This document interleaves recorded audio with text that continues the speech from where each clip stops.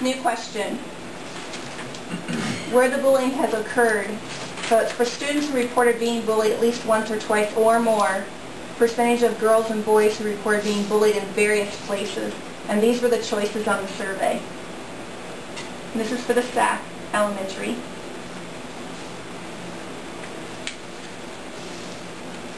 Wall Lake.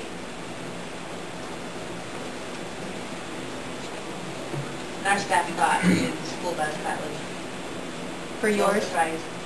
The elementary, the Sac Elementary or the Wall Lake? No, Wall Lake. They were surprised? No. I was going to say that's been a standard place,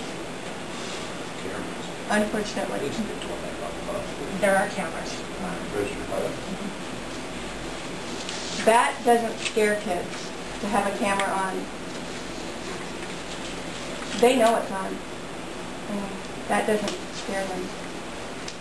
Even if you have parents Well, if we in. hold them accountable, maybe it's scary.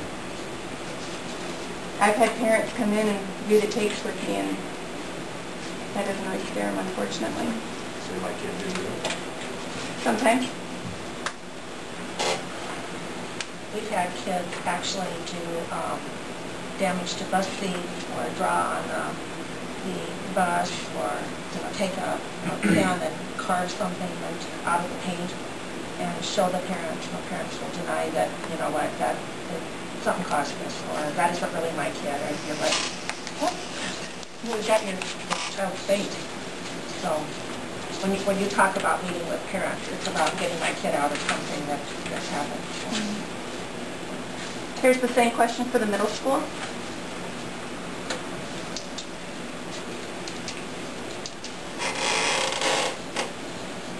And then the high school. And at the middle school, we'd have to assume the location of the school bus has to be mostly Wall Lakeview Auburn kids, almost entirely Wall Lakeview Auburn kids reporting, because there's so few kids That have routes. Yes. Yeah. Yeah, the shuttle. The shuttle is for Wall Lakeview Auburn. Well, we had that one class, last year 6th grade, this year 7th grade, that's quite high in admitting that they do bully, but they also get bullied. So it doesn't surprise us because several or most of them are on that bus. Back to the high school.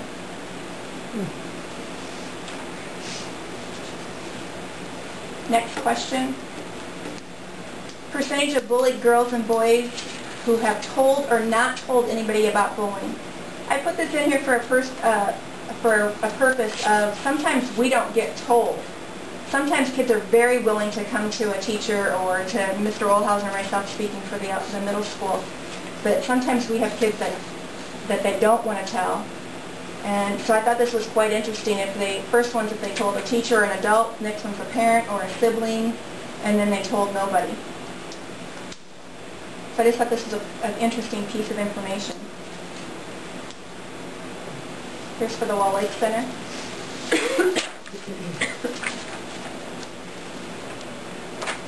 Middle school, about even, and high school.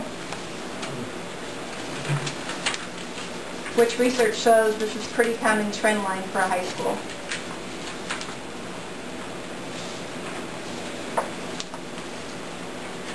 And that's the data that we have pulled out to show you. Do you have any questions? Yeah. You made a comment that when you showed this data to the teachers, they indicated they weren't surprised because they've seen it and heard it. And I look at this one question where it says where the students had reported being bullied, and it says in the classroom with a teacher in the room, it's 35%.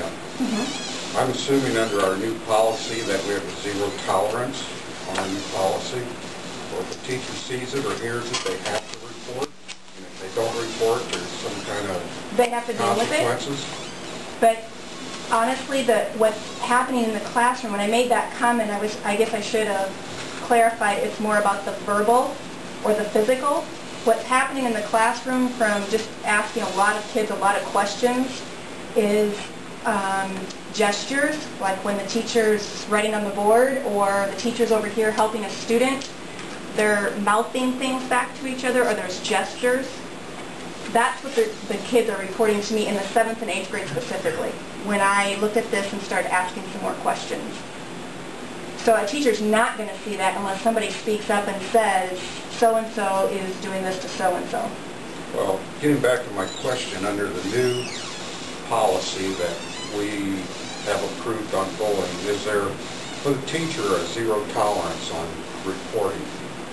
In other words, what happens if students being bullied in a classroom and the teacher fails to report it if they know of it? Is there any consequences? I don't know personally that we have any data that would show us that that's happened. No, I'm not saying that it has happened. I'm saying under our new policy. No, that's not what the policy talks about. That would not be part of the policy to talk about that. No. What we are doing as a staff through our PBS team, because we've kind of taken Oveus and braided it into the PBS that fits with expectations. We've already talked to the teachers a little bit, and next week at the staff meeting, the PBS team will talk a little bit more. We're really working with the adults about, first of all, adult behavior and expectations and how to report. Because when I see bullying and I deal with it and how I report it and who do I report it to, we're not very consistent. Another teacher may just deal with it in the classroom and maybe never report it to the office because maybe we've never been trained to do that. It's one of those things when you go through education, you don't get a book that says how to deal with bullying and this is how you report and this is how you track. That's something the PBS team and Jenny and I have had extensive conversations about of how do we, when you're a teacher and you see bullying, you deal with bullying, somebody in the office needs to know because Jenny and I need to track that. Because if Johnny is doing it, I hope nobody's named Johnny, Johnny's doing it in this classroom and she deals with it and then 2 hours later he goes in this classroom and he does something very similar or anything else that's harassment and that teacher needs to deal with it. Johnny just had 2 incidences and we may be seeing a trend here and that needs to be addressed. Addressed more than just with Johnny, it needs to be addressed with the staff and what we need to do about that. So I don't know if I really answered your question. You're asking, is something going to happen to the teacher if the teacher fails? Yeah, that was my question. I don't know if we'll always know if the teacher just took care of something in the classroom. That's what we're dealing with is, you know, when somebody sneezes wrong, does the teacher need to report it to us? Harassment is it's not black and white.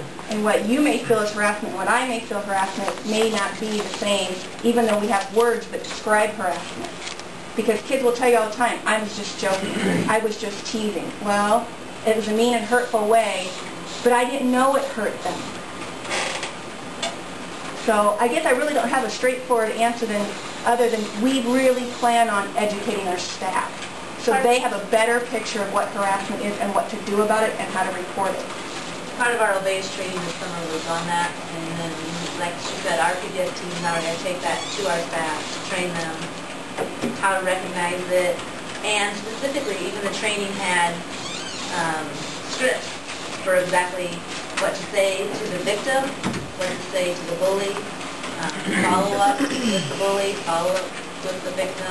Parents, follow up with the parent of the victim and the bully. So that we do become more consistent when we define it or say that this is a bullying situation, so we know how we're handling it. One other piece of information on that data run is you'll see in the middle school lunchroom, I think it's, what is it, like 40%? Yeah, it's high. Trish and I are in that lunchroom. I'm in every one of those lunch breaks, and we look for it all the time.